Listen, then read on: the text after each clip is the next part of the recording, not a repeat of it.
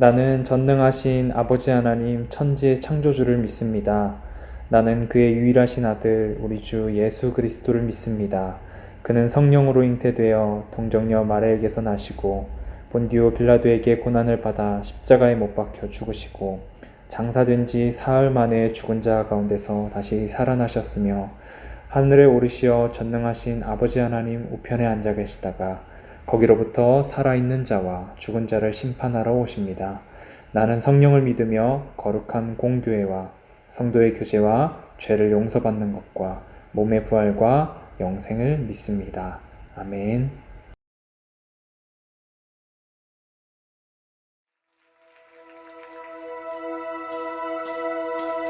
나보다 나를 잘 아시는 주님, 내가 주를 떠나 어디로 가겠나이까. 나 어딜 가든지 주의 손이 나를 인도하시며 주의 오른손이 나를 붙드시리다.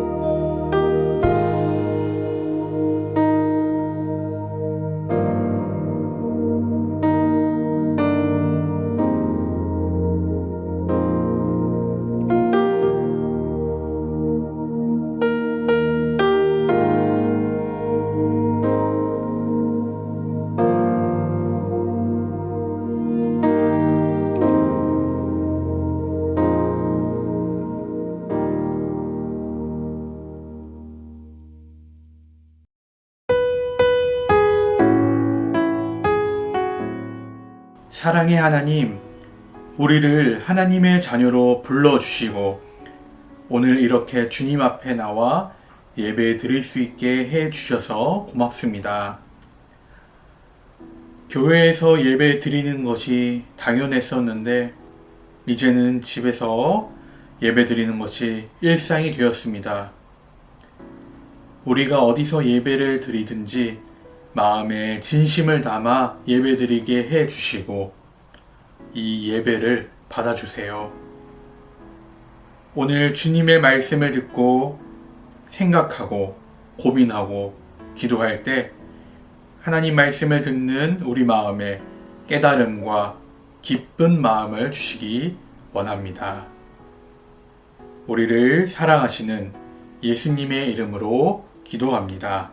아멘.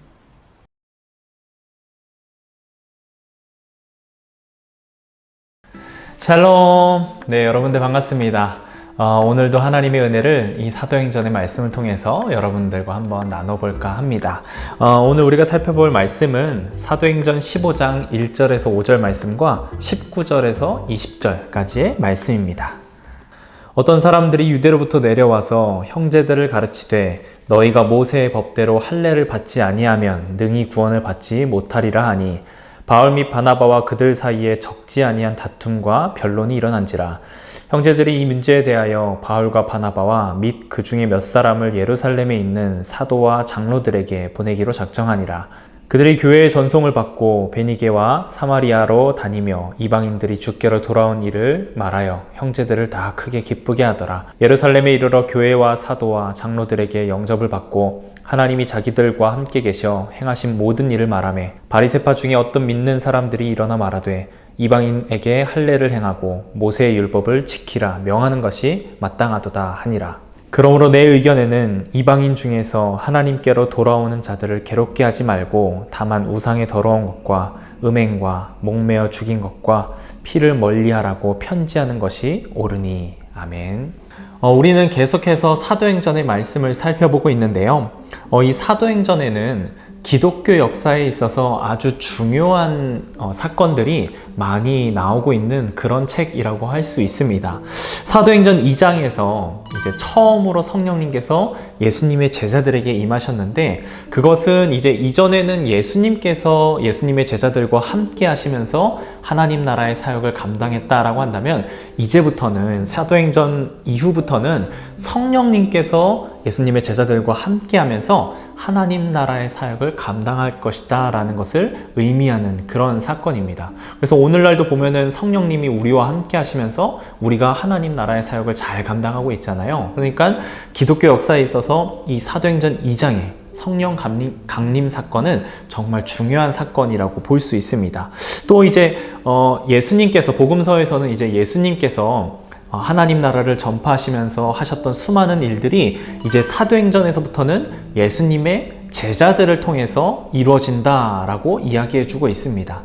예수님을 통해서 하나님 나라의 복음을 전파했고 또 힘들고 아프고 병든 사람들을 고쳐주고 회복시켰던 그런 일들이 이제 사도행전에서부터는 예수님의 제자들을 통해서 이루어지기 시작을 합니다. 그리고 오늘날도 마찬가지죠. 오늘날도 예수님의 제자인 우리들을 통해서 하나님 나라가 계속해서 전파되고 있습니다. 또 우리가 얼마 전에 보았던 이 안디옥이라고 하는 곳에서 예수님의 제자들이 예수님을 닮은 모습으로 살아가는 것을 보고 사람들이 그들을 향해서 그리스도인이라고 지칭을 했다라고 말씀드렸습니다. 그러니까 최초의 그리스도인이라고 하는 그 명칭이 생겨난 것이 바로 이 안디옥이었고 그 이야기가 사도행전에 역시나 담겨져 있습니다. 이처럼 이 사도행전이라고 하는 책은 기독교 역사에 있어서 처음 시작된 그런 사건들을 많이 다루고 있습니다.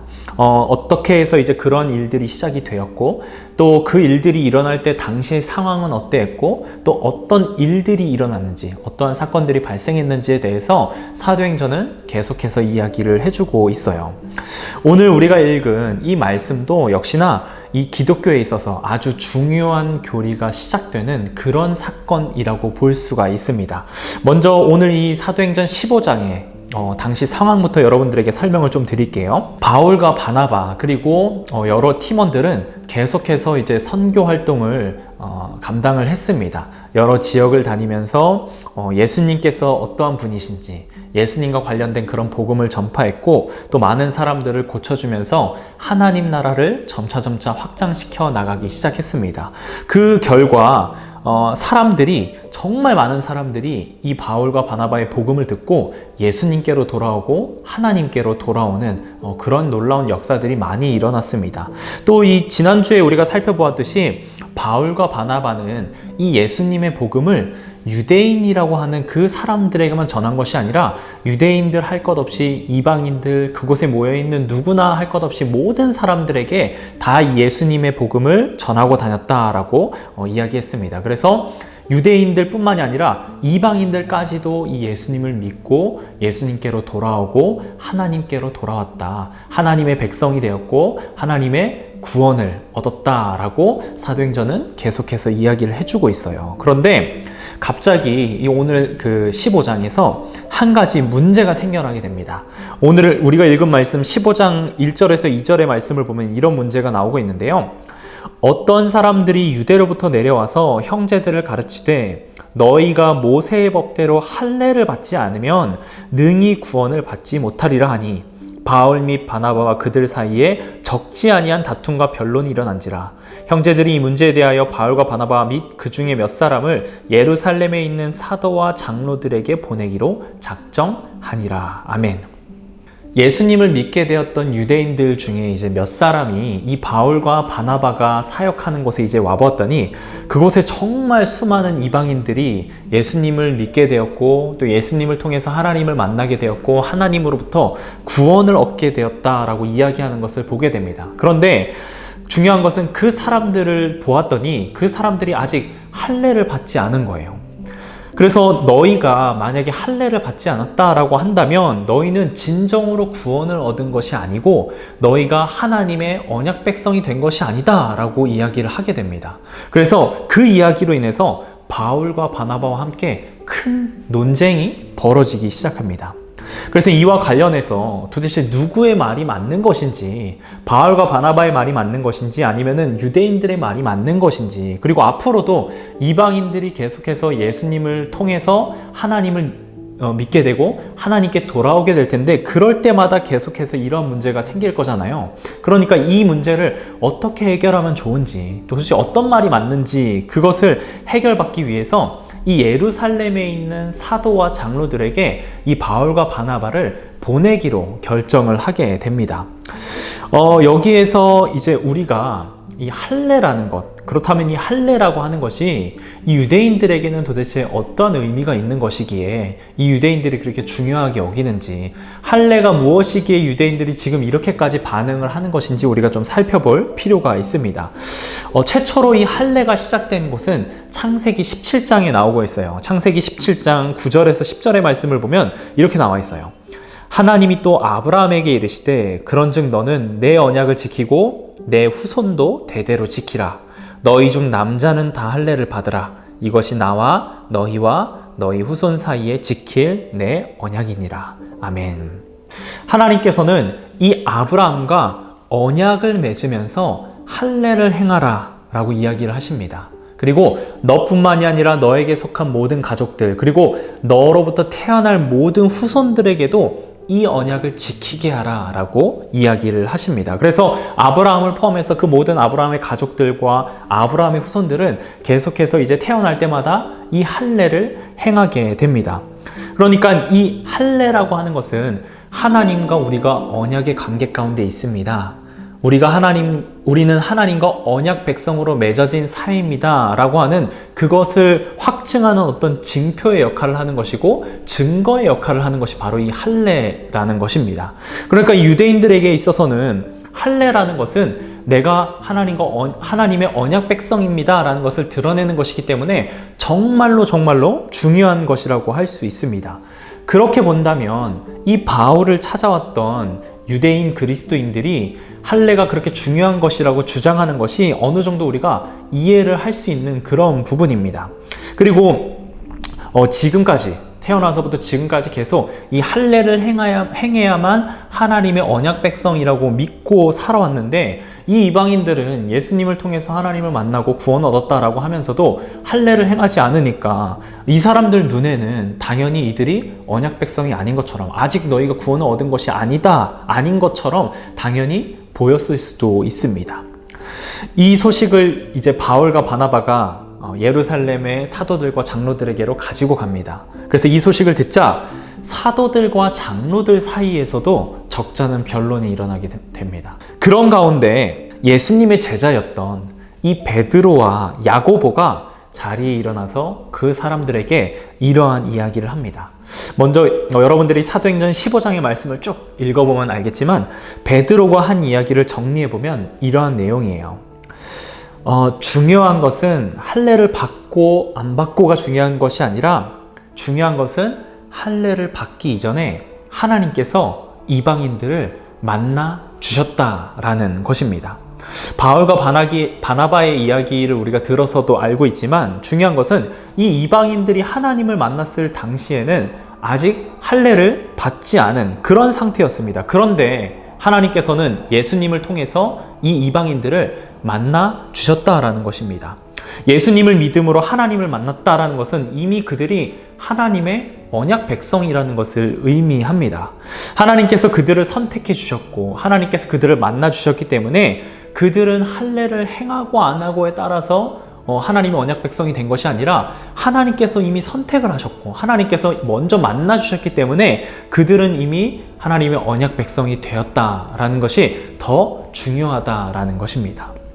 그리고 이후에 야고보도 이제 베드로를 이어서 사람들에게 이야기를 하는데, 이 베드로와 비슷한 맥락이었어요. 이 야고보는 구약 성경을 보면 하나님께서 이 세상을, 또 예루살렘을 회복하고 이 세상을 회복하는 것에 이방인들을 들어 사용하신다라는 그런 말이 있는데, 지금이 바로 그때라고 이야기를 하고 있습니다. 하나님께서 분명히 선택받은 유대인들만 사용하셔서 이 세상을 회복시키는 것이 아니라, 하나님 나라를 회복시키는 것이 아니라 이방인들을 들어 사용하셔서 하나님 나라를 회복시키신다라고 분명히 구약에 말씀하셨는데, 지금 이 수많은 이방인들이 하나님께로 돌아오는 모습을 보니 지금이 바로 그때인 것 같다. 하나님께서 이방인들을 사용하셔서 회복시키고 있는 그때인 것 같다라고 이야기를 합니다. 그러니까 우리가 이 율법이라고 하는 것으로 이 이방인들을 괴롭게 하지 말자라고 이야기를 합니다.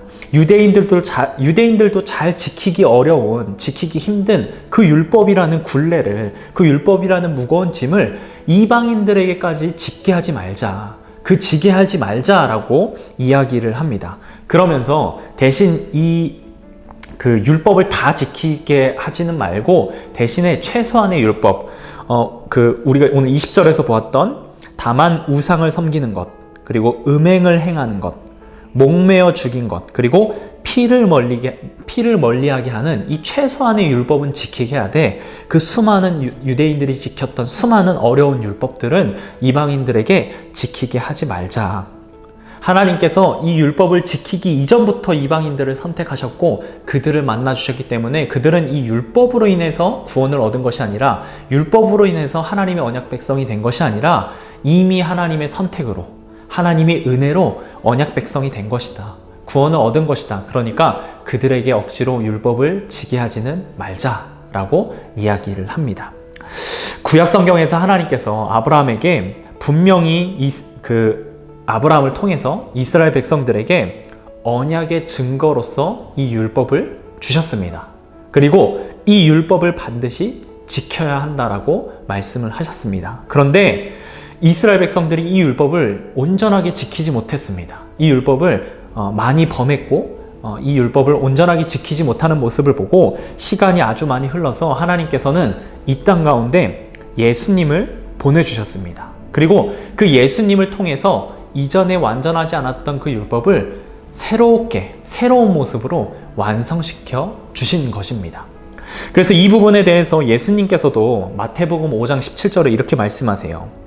내가 율법이나 선지자를 폐하러 온 줄로 생각하지 말라. 폐하러 온 것이 아니여 완전하게 하려 함이라. 아멘.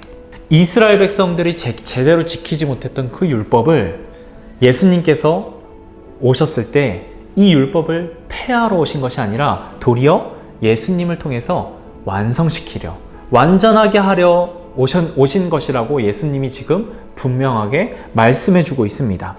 예수님을 받아들이는 순간에, 또 우리가 예수님을 만나고 이 예수님을 통하여서 하나님을 만나는 순간 우리는 더 이상 이 옛 율법으로 인해서가 아니라 새로운 율법이신, 새로운 언약이신 예수님을 통해서 우리는 하나님의 언약 백성이 되는 것이고 하나님으로부터 구원을 얻게 되는 것입니다. 이것이 바로 예수님을 통하여서 율법이 완전해진다라는 것의 의미인 것입니다. 그렇다면 우리는 이 율법이라고 하는 것을 지킬 필요가 없는 것인가? 그렇다면 이제 뭐 새로운 언약이신, 새로운 율법이신 예수님이 있으니까 이 율법은 쓸모가 없는 것인가? 라고 보면 될까요? 또 그것은 아닙니다. 이 율법이라고 하는 것은 하나님으로부터 구원을 받은 이 백성들, 하나님의 자녀라고 한다면 당연하게 나타나야 할 그런 행동들인 것입니다. 순서가 중요하다는 것이지 율법이 중요하지 않다라는 것이 아닙니다. 할례나 율법을 지켜야만 우리가 하나님의 언약 백성이 되는 것이 아니라 이미 하나님께서 우리를 선택해 주셨고 예수님을 통해서 우리가 하나님을 만나게 되었고 그것으로 이미 우리는 하나님의 언약 백성이 되었다라는 것입니다. 그런데 그 언약 백성답게 살아가는 모습이 바로 이 율법을 통해서 드러난다라는 것입니다. 율법의 모습이 이 하나님의 언약 백성으로 살아가는 모습이라는 것입니다. 출애굽기 22장 5절의 말씀을 보면 이러한 율법이 나와 있어요. 사람이 밭에서나 포도원에서 짐승을 먹이다가 자기의 짐승을 놓아 남의 밭에서 먹게 하면 자기 밭에 가장 좋은 것과 자기 포도원에 가장 좋은 것으로 배상할지니라. 아멘. 이 말씀은 하나님께서 주신 율법 중에 하나인데요. 자신이 키우는 짐승이 남의 밭에 먹을 것을 먹게 되면서 그 남에게 피해를 주게 되면 피해를 준 만큼만 보상하지 말고 최상의 것으로 내가 소득한 것에 가장 좋은 것으로 그 피해자에게 보상을 해주어라라는 그런 내용입니다. 상대방에게 피해를 주었을 때 그냥 그 피해 준 만큼만 딱 보상하고 마는 것이 아니라 마음을 다해서 최선을 다해서 그 사람에게 용서를 구하고 그 사람에게 보상을 하라는 것입니다.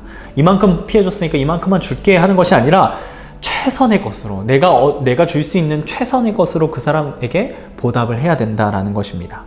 이것은 하나님을 믿는 사람이라고 한다면, 하나님을 만나고 예수님을 믿는 사람이라고 한다면 당연히 그 사람에게서 드러나야 하는 그런 모습인 것입니다.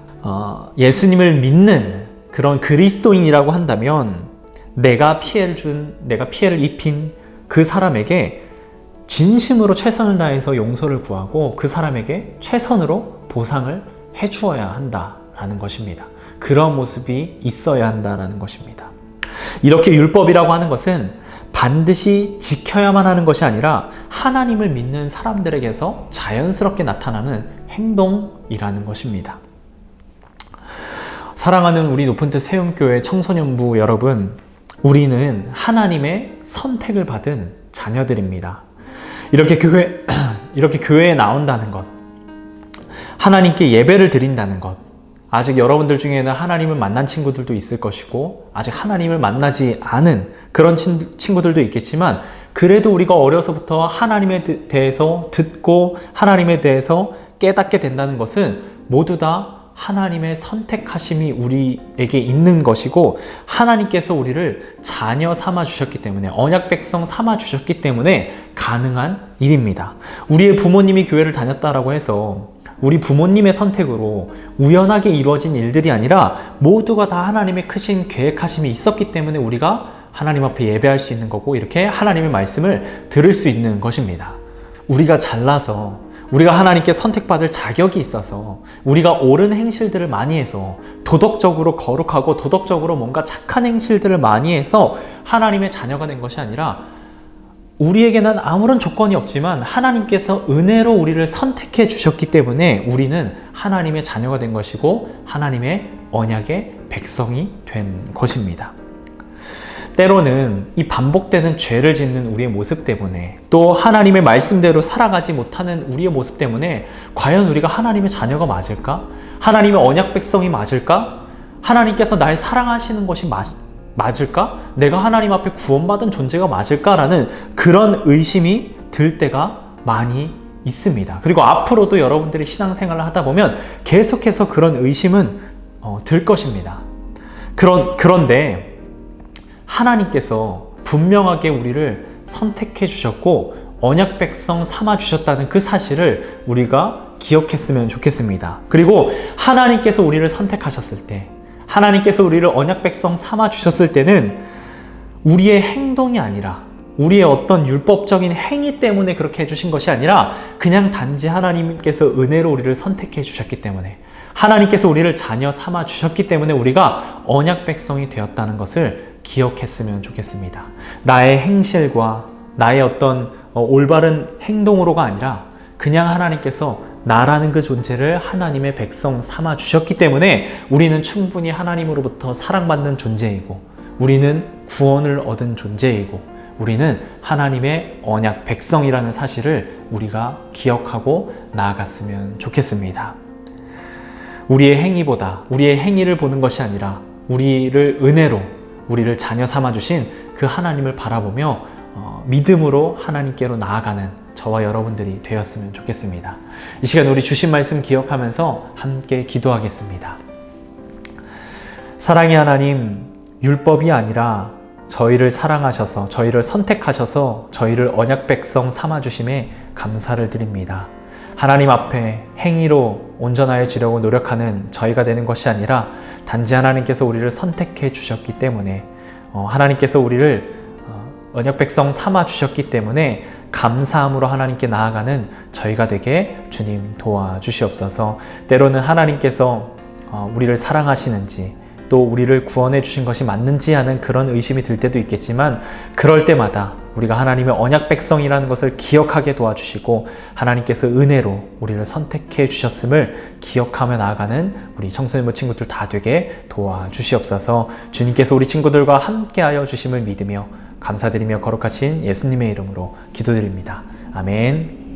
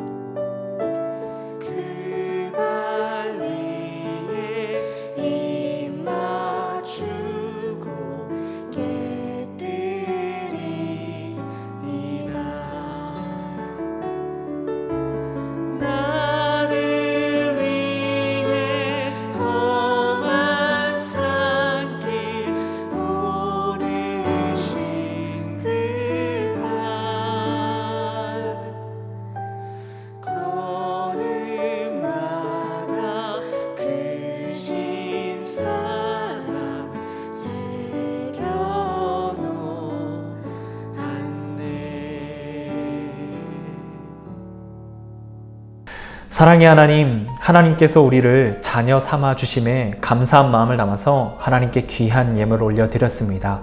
하나님께서 자녀를 삼아 주셨다라는 것은 우리의 인생을 하나님께서 이끌고 계시고 우리를 돌보아 주신다는 것을 의미합니다. 우리가 힘들고 어려운 일들을 닥쳤을 때 때로는 하나님께서 살아서 역사하시는 것이 맞는가, 하나님께서 우리를 붙잡고 계신 것이 맞는가라는 그런 의심이 들 때도 있지만, 하나님께서 여전히 우리를 사랑하여 주시고 또 내 계획과 삶의 방향이 다르게 흘러가더라도 그것 역시나 하나님의 계획하심 가운데 있음을 믿고 나아가는 우리 청소년부 친구들 다 되게 도와주시옵소서.